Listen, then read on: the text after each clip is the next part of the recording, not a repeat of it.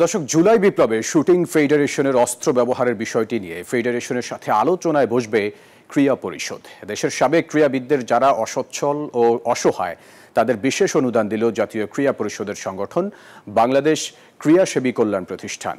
এই সময় যুব ও ক্রীড়া উপদেষ্টা আসিফ মাহমুদ জানান, ক্রীড়াবিদদের ক্যারিয়ার শেষে কর্মসংস্থানের ব্যবস্থা করার উদ্যোগ নেবে এনএসসি।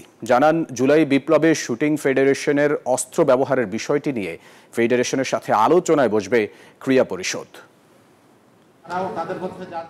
খেলাধুলার দীর্ঘ ক্যারিয়ারে যারা বাংলাদেশের প্রতিনিধিত্ব করেছেন তাদের আর্থিক সচ্ছলতার জন্য কাজ করছে বাংলাদেশ ক্রীড়াসেবী কল্যাণ ফাউন্ডেশন। যুব ও ক্রীড়া উপদেষ্টা আসিফ মাহমুদ জানান, অসহায় ও দুস্থ ক্রীড়াবিদদের জন্য আগামী বছর থেকে নিয়মিত ভাতা প্রদান করা হবে। ফাউন্ডেশনের কার্যক্রম আরো বৃদ্ধি করার লক্ষ্যে আপনারা জানেন যে আমাদের অনেক খেলোয়াড়রা আছেন যারা তার ওই ক্যারিয়ার শেষ হয়ে যাওয়ার পরে কোনো আয়ের উৎস থাকে না, কিংবা আমাদের দেশের ওই স্পোর্টস ইকোসিস্টেমটা এত ভালো না হওয়ার কারণে অল্টারনেটিভ যেই এমপ্লয়মেন্টের সুযোগ সেটা খুব স্বল্প।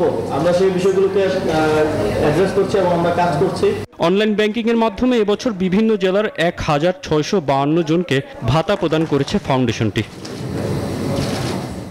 সভা শেষে জুলাই বিপ্লবে শুটিং ফেডারেশনের অস্ত্র ও গুলি ব্যবহারের বিষয়ে প্রশ্নের সম্মুখীন হন ক্রীড়া উপদেষ্টা।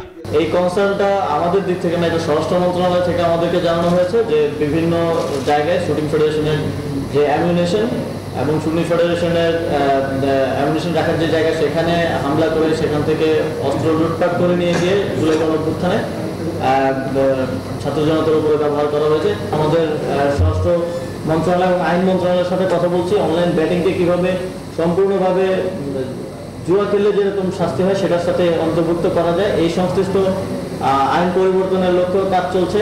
উপদেষ্টা জানান, আগামীতে শুটিং ফেডারেশনের সঙ্গে এই বিষয়ে আলোচনায় বসবে ক্রীড়া পরিষদ। আগের বছর থেকে মাসে 3000 করে বছরে 36,000 টাকা আমরা দুস্থ ক্রীড়াবিদদেরকে দেব। তৌসিফুল হাসান, নিউজ 24, ঢাকা।